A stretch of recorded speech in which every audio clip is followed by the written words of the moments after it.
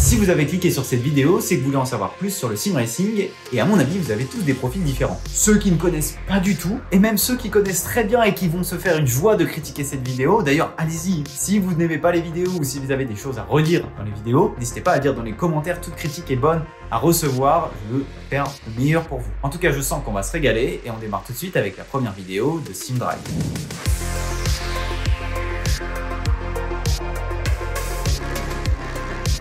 Hop. Avant de commencer, il faut bien évidemment définir le mot sim racing. Donc c'est la contraction entre simulation et racing. Je pense que niveau traduction, il n'y a pas besoin les gars, ça va le faire pour tout le monde. Racing, la course, simulation, voilà, c'est français là quand même. Ce qu'il faut savoir pour le sim racing aussi, c'est que c'est composé d'énormément de branches. En fait, ça peut être juste rouler entre potes sur F1.22. Oui, c'est du sim racing, hein, vous utilisez de la course automobile en simulation, donc vous pouvez. Ça peut être aussi juste faire des compétitions sur iRacing pour être un peu plus expérimenté, voilà. Un peu toujours pour le fun, mais voilà, on a un level supérieur à F1.22. Ou bien ça peut être des compétitions de plus en plus élaborées et d'essayer d'atteindre le top niveau du sim racing pour un jour, pourquoi pas, devenir le nouveau Lewis Hamilton du virtuel. Mais avant d'arriver à tout cela, il y a quand même un bout de chemin à faire et on va essayer de le faire ensemble. En tout cas, je vais essayer de vous expliquer comment peut-être y arriver un jour. On va définir du coup plusieurs problématiques pour cette vidéo pour bien la séquencer. La principale, et je suis sûr que ça concerne énormément de monde, c'est le matériel. Qu'est-ce que je veux acheter pour faire du sim racing? Ensuite, je vais passer sur la partie dite, je vais nommer ça hardware parce que c'est compliqué de la nommer autrement, mais c'est sur quelle plateforme vous allez jouer, donc console ou PC par exemple.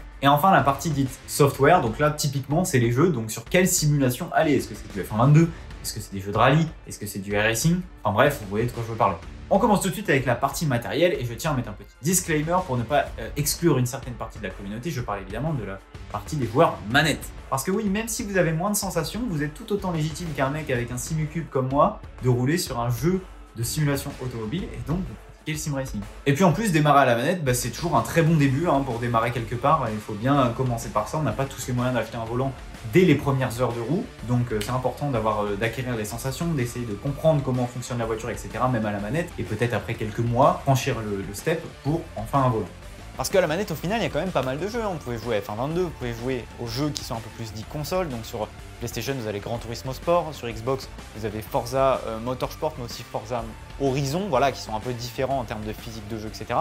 Mais voilà, la partie console est une énorme partie de la communauté et il ne faut absolument pas l'oublier. Pour ceux qui souhaitent jouer sur PC avec un volant, alors là déjà, on va passer sur un budget un peu plus différent. Parce que là où pour la console, il faudrait compter entre 5 et 700 € pour un truc global, c'est-à-dire la console, la manette et le jeu, sur PC, il va falloir monter un petit peu. Je pense qu'on va passer sur des sommes à 4 chiffres. Parce que évidemment, vous pouvez jouer à la manette sur PC, ça n'empêche pas, mais il y en a quand même très peu qui sont vraiment agréables à la manette. Honnêtement, dans la tête, là, j'en ai quelques-uns avec Forza Horizon qui est disponible aussi sur PC et F1, mais je me vois mal jouer à iRacing avec la manette. Je vais pas mentir. Pour l'achat d'un volant, ce que je conseille, c'est de lier un budget avec votre projet. Qu'est-ce que j'entends par là ?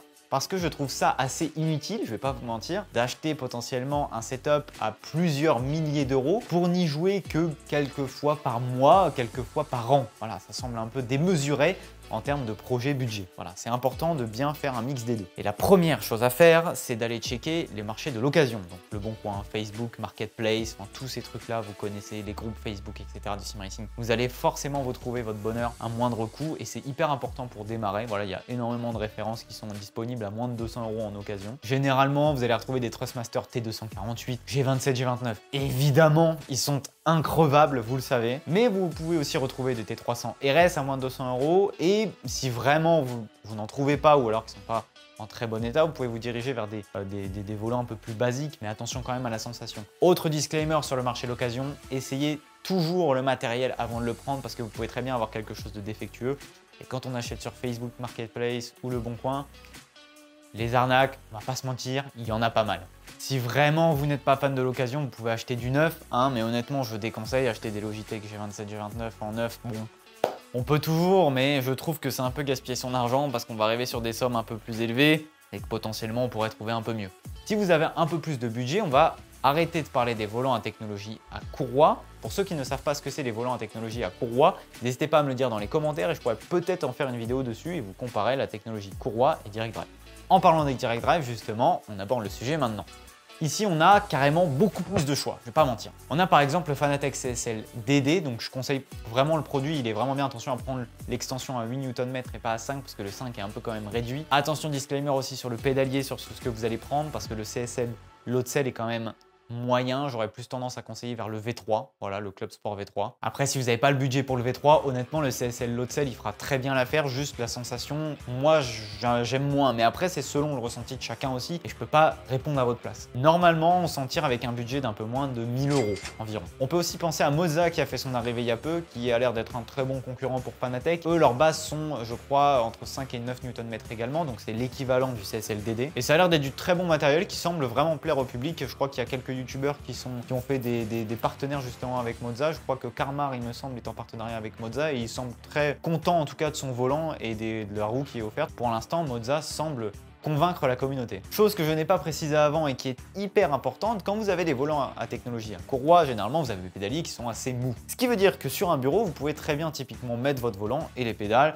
et freiner avec votre chaise de bureau avec les roulettes, il n'y a aucun souci. Quand on va arriver sur des pédaliers à Load Cell, ça va être un peu plus compliqué. On va avoir tendance à avoir le siège qui va reculer avec nous à cause justement du Load Cell qui est très dur et donc du coup il faut mettre beaucoup plus de force. Forcément avec les roulettes de la chaise on part derrière. Et du coup de temps en temps, si ça a tendance à trop bouger, il va falloir réinvestir dans un châssis, donc il va falloir réaugmenter un peu le budget. Dans les châssis vous aurez différentes gammes de prix honnêtement, vous pouvez retrouver les châssis dits tubulaires, donc ça c'est vraiment ce qui est fait à base de tubes et c'est très simple à monter généralement. Et vous avez aussi les châssis en profilé alu qui sont un peu plus difficiles à monter, par contre qui sont de bien meilleurs, je dirais pas de qualité, mais qui sont beaucoup mieux en termes d'esthétique et aussi en termes de position, ils sont beaucoup plus maniables que les châssis tubulaires qui sont assez fixes, à part le siège et le volant, vous n'avez pas grand chose à bouger. En termes de châssis tubulaires, vous pouvez aller chez Hoplite, mais vous pouvez aussi en retrouver quelques-uns chez Track Racer avec le TR8 si je me trompe pas. Et en termes de châssis alu profilé, vous allez avoir Simlab, vous allez avoir Track Racer, enfin il y en a énormément, donc n'hésitez pas à aller fouiller un peu sur les différents sites. Si vous êtes intéressé pour une vidéo sur les châssis ou quelle marque choisir, qui faire attention, etc., n'hésitez pas, comme d'habitude, dans les commentaires les gars,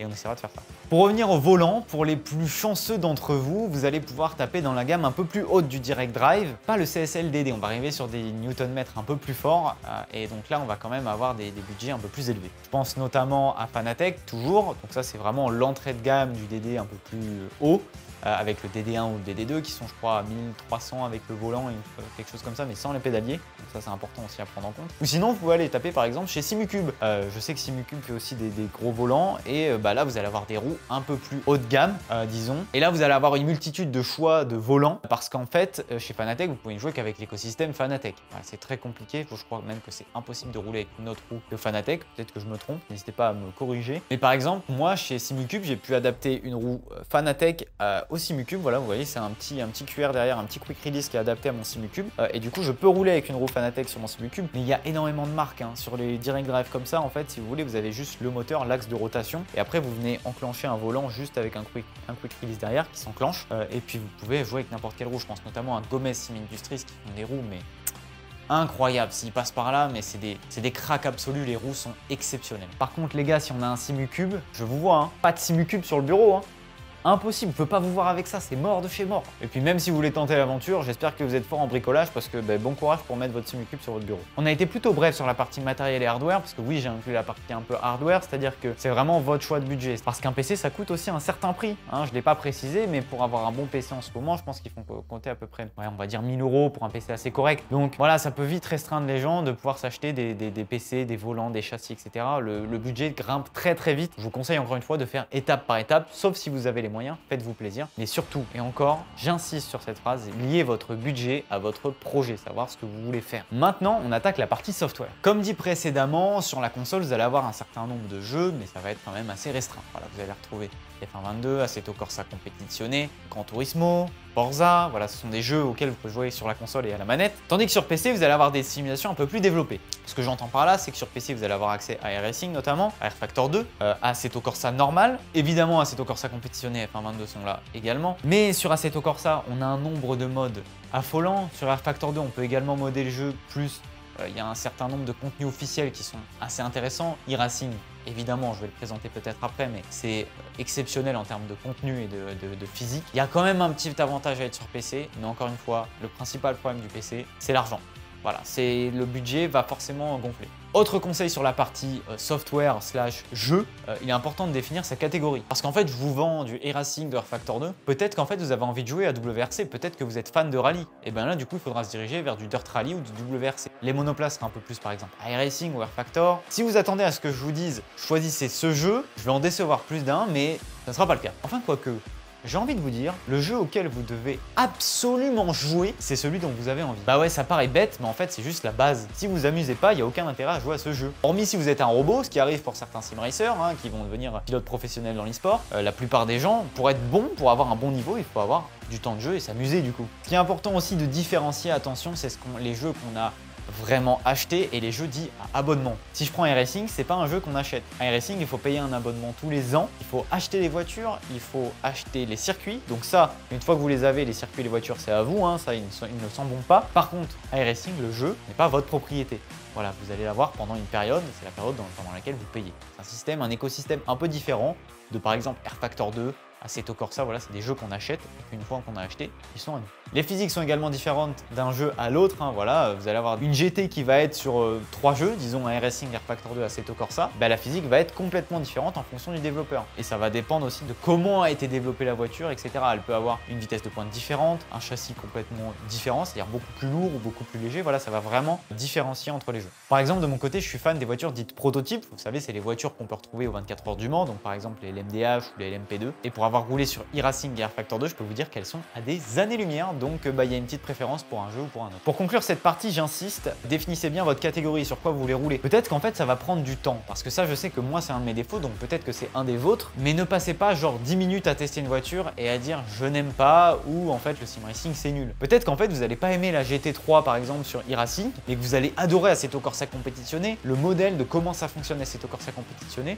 et vous allez dire putain mais en fait je kiffe la GT3. Donc vraiment donnez-vous le temps. Un autre conseil aussi que je peux donner, c'est ne faites pas ça tout seul. Il est important de rejoindre des communautés, des gens qui sont peut-être un peu plus avancés que vous, qui vont donner des conseils, qui vont dire ah mais non ce jeu pas terrible, moi j'aime pas trop, essaye ça peut-être, ah ouais mais ça, etc. Tu vois, c'est vraiment discuter ensemble et apprendre des nouvelles choses tous ensemble. Hop les gars, je me permets une petite pause dans la vidéo. J'ai créé un Discord normalement qui sert pour ma chaîne Twitch, mais il peut aussi servir pour SimDrive en attendant la création d'un Discord dédié. On est déjà quelques-uns dessus et si vous voulez rencontrer des gens de la commune, n'hésitez pas à le rejoindre et à le partager. Le lien est dans la description. On se retrouve une fois par semaine, je sais pas, sur F122 et on le fait et voilà, on discute ensemble, on trouve des amis. Moi je sais que j'ai commencé en 2008-2009, comme je disais dans la précédente vidéo, j'ai commencé très jeune et pourtant ils ont très bien su m'intégrer. C'était des gens qui avaient la quarantaine et c'était hyper cool de rouler avec eux et il y avait une super ambiance et ils m'ont fait découvrir énormément de choses, apprendre des choses aussi. Donc c'est important d'être un peu autodidacte, c'est sûr, mais d'être entouré des bonnes personnes qui connaissent bien les choses pour apprendre beaucoup plus vite et du coup s'épanouir un peu plus dans le sim racing. En résumé et pour conclure cette vidéo, je pense qu'il faut écouter des avis à droite et à gauche. C'était aussi le but de cette vidéo, voilà, de vous donner mon avis, mais il ne faut pas prendre mon unique avis en compte. C'est important d'en écouter plusieurs pour faire son propre avis également après. Cette vidéo ne va certainement pas suffire à faire votre choix de jeu, de console, de châssis, de volant, etc. Et c'est normal. On arrive à la fin de cette vidéo. Je vous invite évidemment à liker si ça vous a plu, à vous abonner, à activer la petite cloche parce que encore une fois, ça m'aide dans le développement de ce projet. Je vous remercie encore une fois d'être resté jusqu'à la fin. Et en attendant mardi prochain, je vous dis prenez soin de vous et à la semaine prochaine du coup. Ciao, ciao tout le monde!